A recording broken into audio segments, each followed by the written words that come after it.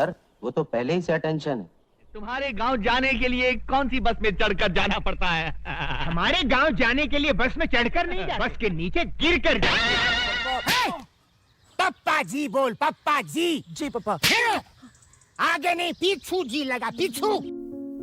दोस्तों, आज की इस वीडियो में हम बात करेंगे अंग्रेजों के जमाने की जेलर की, यानी कि असरानी साहब की। लगभग 50 सालों से ये फिल्म इंडस्ट्री में है और तकरीबन 400 से अधिक फिल्मों में इन्होंने काम भी किया है। आज इनकी उम्र 80 साल से अधिक हो चुकी है।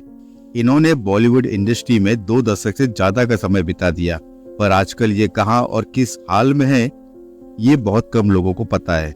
हमने इन्हें आखिरी बार फिल्म धमाल में देखा था।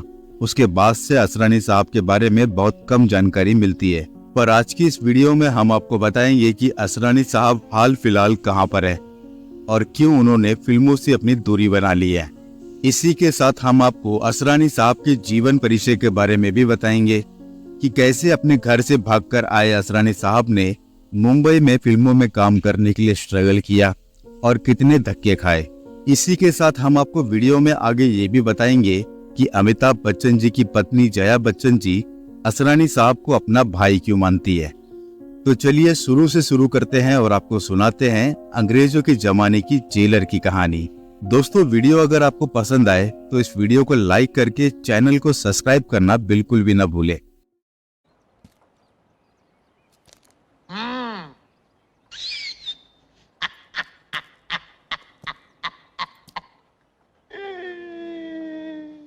एक जनवरी 1941 को पंजाब के गुरुदासपुर में जन्मे असरानी ने एक्टिंग की ABCD पुणे के फिल्म और टेलीविजन इंस्टीट्यूट ऑफ इंडिया से सीखी।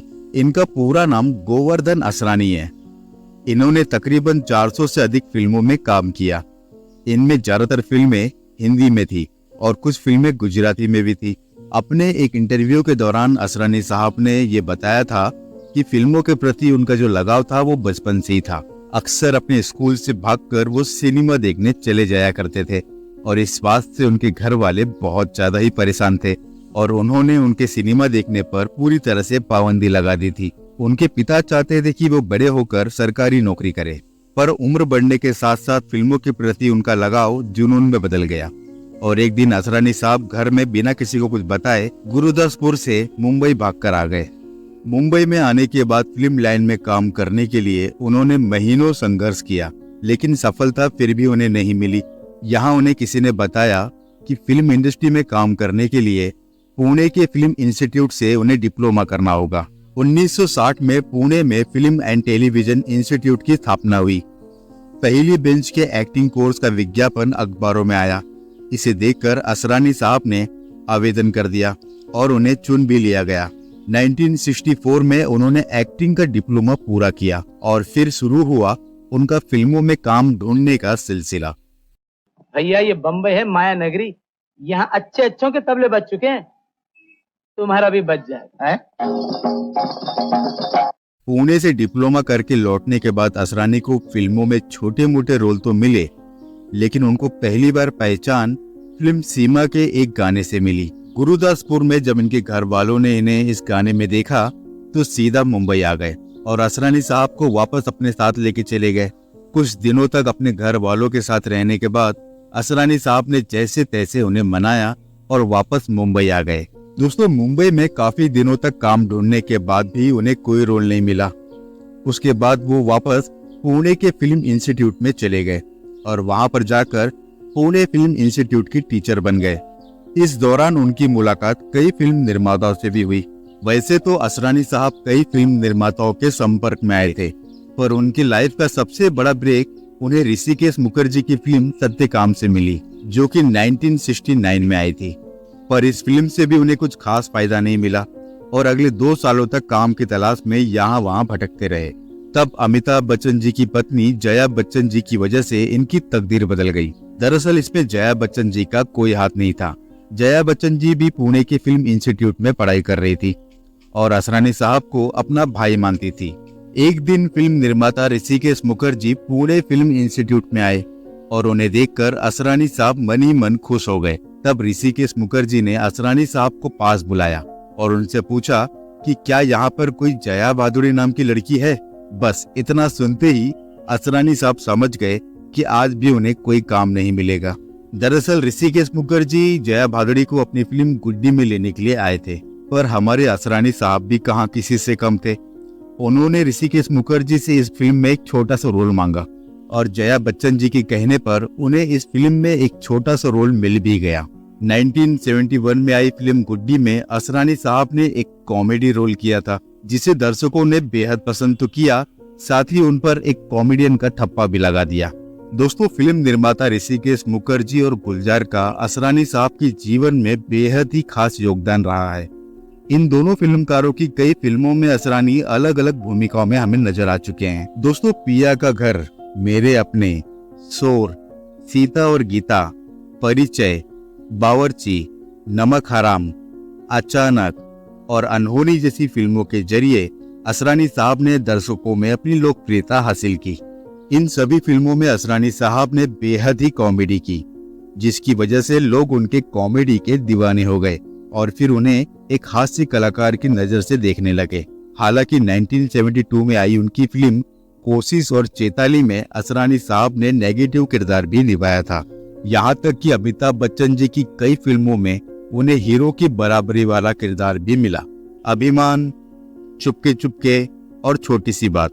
1975 में आई फिल्म छोटी सी बात में उनके द्वारा निभाए गए नागेश शास्त्री का किरदार किसी हीरो से कम नहीं था। पर दोस्तों, असरानी साहब को उनके जीवन में सबसे बड़ी कामयाबी फिल्म शोले से मिली। फिल्म शोले में उनके द्वारा निभाया गया किरदार आज भी याद किया जाता है। इस फिल्म में उन्होंने एक जेलर का किरदार निभाया था, जो अपने आप में काफी लाजवाब था। वैसे देखा जाए तो 1975 में आई रमेश सिप्पी साहब की फिल्म शोले अपने आप में एक मास्टरपीस है और इस फिल्म की खास बात यह है कि इस फिल्म के सभी किरदार हम सबके जहन में आज तक जिंदा है। फिर चाहे वो गब्बर सिंह हो या ठाकुर, सुरमा भोपाली हो या अंग्रेजों के जमाने वाले जेलर। वैसे दोस्तों, सुरमा भोपाली से याद आया कि क्या आपने हमारी जगदीप साहब की ये वाली वीडियो देखी है या नहीं। इस वीडियो में हमने जगदीप जाफरी यानी कि सुरमा भोपाली जी के जीवन से जुड़ी कुछ खास जानकारियों को बताया है। तो अगर हो सके तो इस वीडियो को भी आप मिस मत करना। ऊपर आई बटन में आपको ये वीडियो जरूर मिल जाएगी। फिल्मों में अभिनय के साथ साथ असरानी साहब ने कुछ फिल्में भी बनाई। उन्होंने अपने जीवन पर आधारित एक फिल्म बनाई जिसका नाम था चला मुरारी हीरो बनने, जो कि आई थी 1977 में। इस फिल्म में उन्होंने दिखाया था कि किस तरह से नौजवान लोग छोटे शहर से बड़े शहर हीरो बनने चले आते हैं और उन्हें कितनी परेशानियों का सामना करना पड़ता है। हालांकि ये फिल्म नहीं चल पाई और बहुत बुरी तरह से फ्लॉप भी हो गई, पर इसके बाद भी उन्होंने हार नहीं मानी और सलाम मेम साहब, हम नहीं सुधरेंगे, दिल ही तो है और उड़ान जैसी फिल्में बनाई। 80 के दशक में असरानी साहब ने गुजराती सिनेमा की ओर अपना रुख किया और वहां भी उन्हें सफलता प्राप्त हुई। असरानी ने कई गुजराती फिल्मों में अभिनय किया। उन्हें बसी चटर्जी, शक्ति सामंत, गुलजार, ऋषिकेश मुखर्जी, एलवी प्रसाद जैसे डायरेक्टर के साथ काम करने का मौका भी मिला। असरानी साहब ने अपने जीवन में किशोर कुमार साहब के साथ एक गीत भी गाया था। इस गीत के बोल थे, मंडू भाई मोटर चले पम पम पम। पार्टी जाएंगे न भेलपुरी खाएंगे। वैसे तो असरानी साहब के बॉलीवुड में कई दोस्त हैं, पर अगर इनके परम मित्र की बात की जाए तो उनका नाम है राजेश खन्ना। इन दोनों कलाकारों ने एक साथ कई फिल्मों में काम किया था। ऐसा कहा जाता है कि राजेश खन्ना साहब की ज्यादातर फिल्मों में असरानी साहब ने काम किया है। एक समय तो ऐसा भी आया था जब राजेश खन्ना साहब ने असरानी साहब के बिना फिल्मों में काम करने से मना भी कर दिया था। असरानी और जया बच्चन पुणे के फिल्म इंस्टीट्यूट में एक साथ पढ़ाई करते थे। इस दौरान जया बच्चन जी ने असरानी साहब को अपना मुंह बोला भाई मान लिया था और उन्हें हर साल राखी बांधने लगी और ये सिलसिला आज तक जारी है। हर साल जया बच्चन जी असरानी साहब को राखी जरूर बांधती है। असरानी साहब आज भी पुणे के फिल्म टेलीविजन इंस्टीट्यूट में जाते हैं और वहाँ के छात्रों के साथ अपना समय बिताते हैं और इसी के साथ अपने जीवन के खट्टे मीठे पलों को याद भी करते हैं।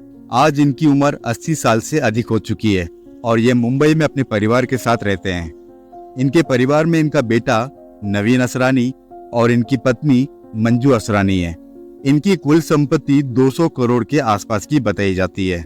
हमने असरानी साहब को आखिरी बार फिल्म धमाल में देखा था उसके बाद से ही असरानी साहब के बारे में सोशल मीडिया पर बहुत ही कम जानकारी है। अरे कोई मेरी आवाज सुन रहा है? हेलो पप्पा, मैं सुन रहा हूँ। अरे गधेड़ा तू नहीं रे। तो दोस्तों, ये थी बॉलीवुड के कॉमेडी किंग यानी कि असरानी साहब की कहानी। आपको इस वीडियो में दी गई जानकारी कैसी लगी, हमें नीचे कमेंट बॉक्स में जरूर बताएं। बॉलीवुड के किसी भी और कलाकार के बारे में अगर आपको जानना है तो आप उनका नाम हमें नीचे कमेंट बॉक्स में लिखकर जरूर बताएं। हम पूरी कोशिश करेंगे कि अगली वीडियो उन्हीं पर हो। इस वीडियो को अपने दोस्तों के साथ शेयर जरूर करें, चाहे व्हाट्सएप पर या फेसबुक पर शेयर जरूर करें। आप देख रहे थे आपका अपना YouTube channel Bollywood bio time. हम आपसे मिलेंगे अपनी अगली वीडियो में। तब तक आप अपना और अपने परिवार का ख्याल रखिए।